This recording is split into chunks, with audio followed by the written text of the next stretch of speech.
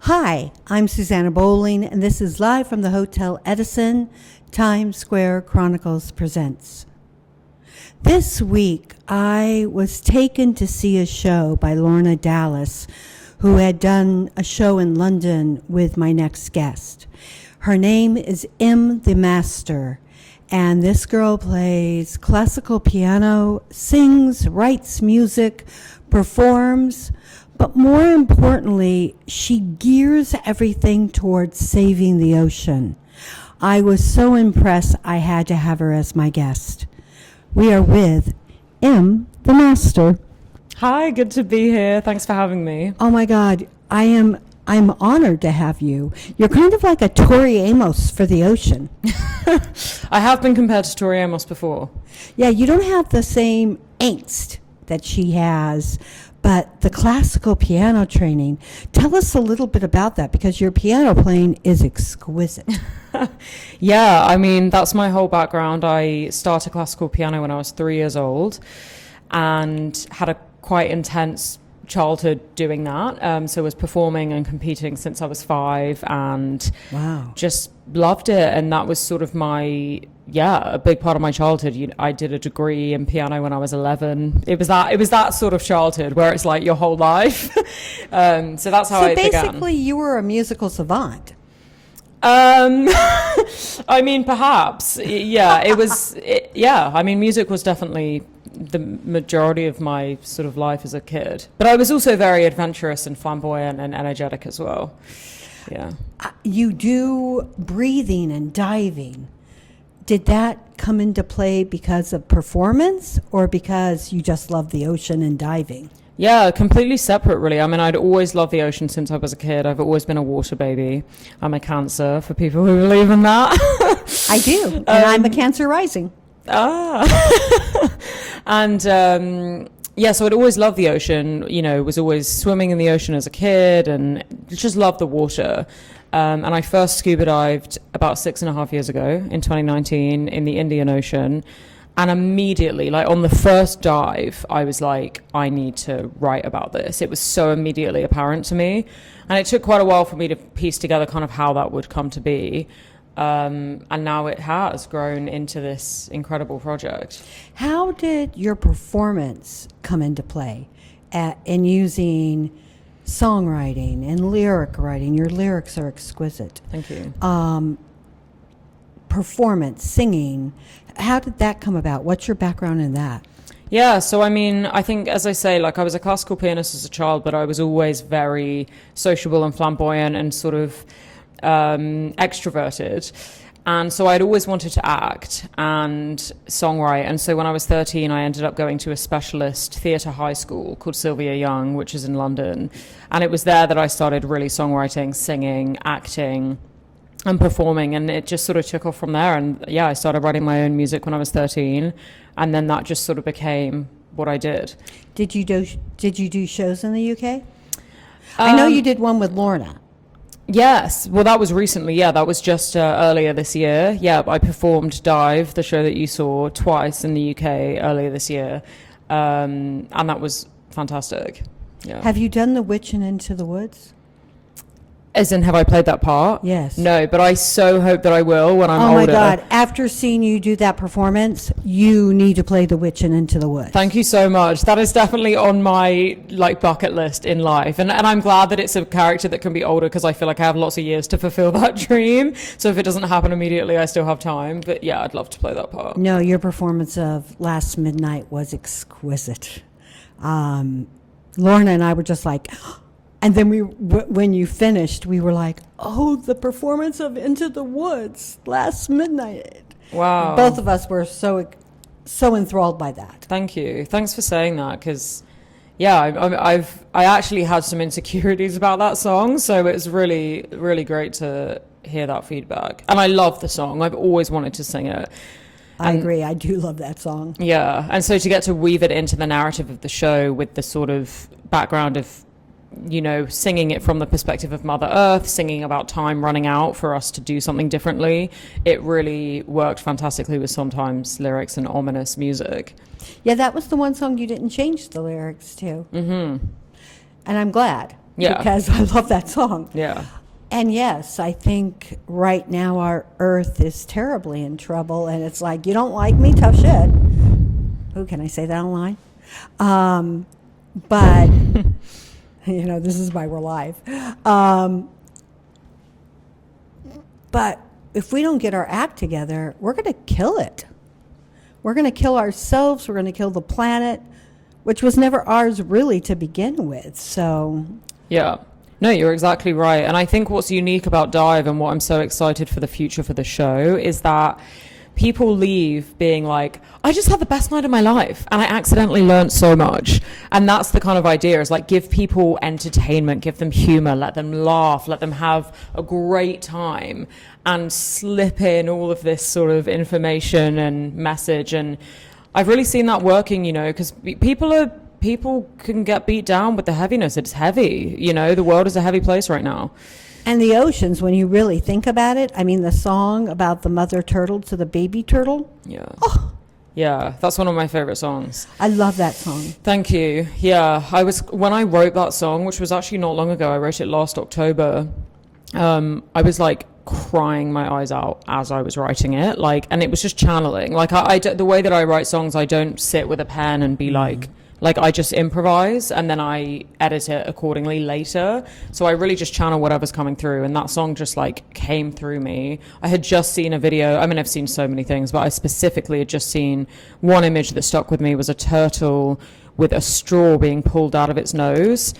Yeah, and it was just horrifying. And yeah, anyway. But that song also can be used for any kind of parent whose child has addiction or has gone in a different path. I mean, I just saw that song in so many different ways. That's so interesting. And it's funny that you say that, because one of the guests at the show was a pregnant lady, and she told me afterwards that her and her husband were in tears because they're about to expect this baby, and they were thinking about motherhood and all these things. So yeah, I've actually, obviously I'm not a parent myself, but I've heard a lot of parents respond very deeply to that song. Well, I just saw the show Punch that's also playing in London, and I could see that parent singing it to their child because she's like, you were not born bad. Yeah. And yeah. But how did you get involved with the oceans and really turning your life and your performances strictly for this? It's very impressive. Thank you. Yeah. I mean, so as I said, I started diving about 6.5 years ago, immediately knew I wanted to write about it artistically. And then started sort of just continued diving, continued my training, and was very passionate about it. Started doing beach cleanup, started sort of educating myself, doing ocean conservation work, became certified in free diving, all these things. But I couldn't really figure out how to align it with my career exactly, or there wasn't the right time, or I didn't have time, I thought.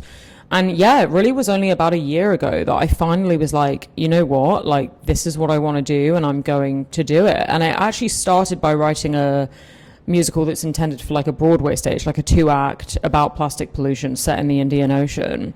Started writing that, and then it was really through a serendipitous events that I was asked to create an entire one-woman cabaret musical ocean show for Janie D in London, which is where I met Lorna. Was it for the 60 signatures? No, this was earlier this year. Yeah, so Janie D, who is a fantastic multi-Olivier award-winning theatre actor in London, she was doing a series of environmental cabarets and heard about me and my work and asked me to create an ocean one, which was a dream come true because I'd already been building it. So to then get an opportunity to really bring it to its fruition and then bring it to stage was amazing. And I already by that point was doing a lot more ocean conservation work and working with lots of charities and sort of dedicating my personal time just to that. So yeah, that's how it came about, and now I'm sort of committed, and this is all I want to really be doing. And yeah. They say that eyes are the windows of the soul, but I think songs are. What song or cycle of songs describes who you are? Gosh, that is a very challenging question. Now, it's a question that you change second to second, moment to moment. But right now, at this point in your life, what are they? Or what is it? Gosh. I'm really like thinking.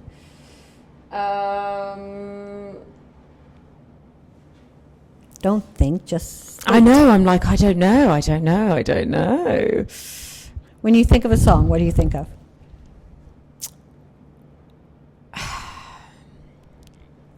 This is genuinely the hardest question I think I've ever been asked. Really? Yeah, because there's just so many. I listen to so many types of music, and I listen to different music all the time. So I'm not that sort of person who has that one song they kind of go back to. No. This is a question that I ask it because I think it tells more about a person than any other question.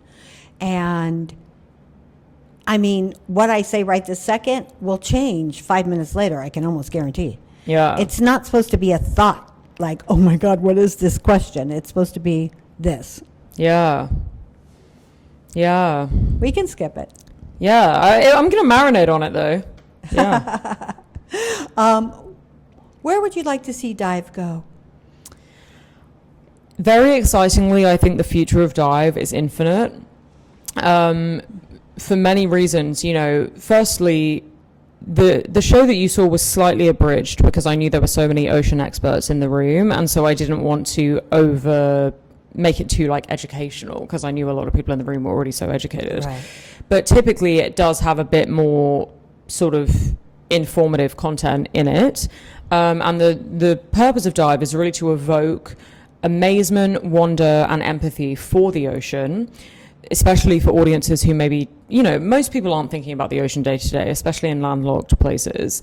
So it's to evoke that empathy, but also to inspire individual action and to empower people that they really do have a voice and can make a difference in just their day-to-day behavior, and that is actually true. And it's not a situation where it's like, oh, nothing I do will change anything.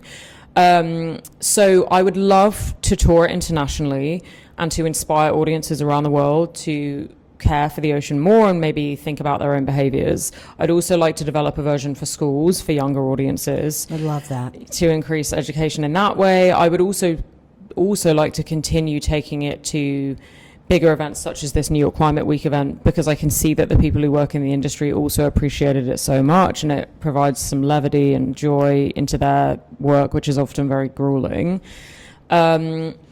But I think the future of it is infinite, and largely because I'm only going to keep diving and doing ocean conservation work, and every time I work with a new animal or dive in a new ocean, I have a new experience, which then just leads me to write about that experience. So I think there's going to just be endless new songs and versions, and so I could see myself doing this in 10 years with a whole new set list, but it's still the same message. So yeah, but soon, yes, the international tour is like the main goal. I would also really love to record a number of the songs and get them available. Oh, it hasn't been recorded? Not yet. So that's, so fundraising for all those things. How do people learn about this more? Yeah, so my website, which is mthemaster.com, there's a page for Dive on there, and actually Dive recently became a registered non-profit, which is very exciting, so we can receive tax-deductible donations to further the project, which is really, really nice. But yeah, all of the information mthemaster.com, and my Instagram, mthemaster. That's where all my stuff is. How did you get the name M the Master? Oh gosh, it was kind of given to me. It was many years ago. Actually in 2019, the same time I started diving, I just randomly changed my Instagram handle to M the Master. I honestly don't even know why. Like I just put it as my Instagram handle, not as like an artist name, just whatever. And then I started doing some shows, and people would like, the MC would like introduce me as that, and I was like, no, that's not my name. And I was like, well, and then people loved it. And then for many years, I was very excited because I was performing in LA multiple nights a week, my own show for a number of years. And I actually really liked the title because it held me to a standard myself, and it really, I was like, I can't be calling myself this unless I actually show up and like do amazing work. And it encourages me to consistently challenge myself to be better, and not just like as a piano player, as a singer, but mentally, spiritually, emotionally as well. You know, like I want to like master my mind. I want to like, you know, all those sorts of things. I'm very like interested in that sort of thing. So it was more of a standard that I'm holding myself to than like a declaration to anybody else. Right. But I will say that I came up with this new name, MC the MC, for this project, which is, I haven't like stapled that name, but it's like oscillating in my mind somewhere. But yeah. No, you better stay to M the Master, because once people know you as that, they'll be confused. I know. Oh no, I know. It's too confusing. So yeah. Because I was like, what do I call her? Is it really M the Master? I guess it is. Yeah. Talk about who you did this performance for and the 60 signatures. Yeah, so this was a particularly exciting performance. It was to kick off New York Climate Week and the UN General Assembly here in New York. And it was in partnership with the High Seas Alliance. And the High Seas Alliance are a coalition of over 70 nonprofit organizations, including Greenpeace and lots of major ocean organizations and environmental bodies who have been working very hard to ratify the High Seas Treaty. So after 2 decades of chat, the High Seas Treaty was finally drafted. The agreement was drafted in 2023 at the UN. And essentially, so the high seas are 2/3 of the ocean and almost 50% of the planet. So a huge amount of the earth, and absolutely essential for human life on earth and all life on earth, and providing lots of the air we breathe, regulating our climate, like incredibly important for survival, and currently completely unprotected. And so lots of dangerous and awful things are happening in the high seas all the time: overfishing, pollution, everything, with no regulation in place. The reason being that anything that is 200 nautical miles from a coast is not owned by a country. So it's just free game, and anyone can just go and do anything. There's no laws protecting it. Well, that's why piracy is so big. Right. So the High Seas Treaty is an international treaty that would put international law in place to protect this body of water. But in order for it to actually become international law and not just be on a piece of paper, it needed 60 countries to ratify it. And that happened literally like 3 days before the show. So it was a massively celebratory evening. The director of the High Seas Alliance, who personally has been so instrumental in making this happen, spoke at the show. And it's a very significant moment in ocean history. No, it was exciting. It was exciting to be there. It was exciting to watch your show. It was exciting to watch you turn into the different characters, the octopus. Which one's the gangster, the shark? The mantis shrimp. The shrimp, that's right. Because, you think of a gangster, I think shark. Yeah. But you made it a shrimp. Yeah. Hilarious. Wait, you also did a duet. The duet was with... The duet was the shark and the corporate CEO. Yeah. That was hilarious. Thank you. Yeah, entitled Cold Blooded. Yes. About the irony of how we villainize sharks when really there are some other villains in the story. Massive villains in the story. Yeah. What would you like audiences to do with plastic? I know that my consumption of plastic is insane. Yeah. Because I drink drinks that come in plastic. I drink, if I buy some, like even vegetables, they're in plastic. Yeah. What's the way to get rid of that? Because I don't even know the answer to this. Yeah, so there's lots of things. So first of all, yes, being aware of your own plastic intake and consumption and reducing it. And that can look like a lot of things. It can look like getting a reusable coffee cup and making a point to use it every time you get a coffee on the street and not just using disposable ones. It can be always making sure you have your own bag with you when you go grocery shopping and not using plastic bags. Well, you have to now because they banned plastic bags in New York. Great. Perfect. Or actually in the country, I think. Yeah.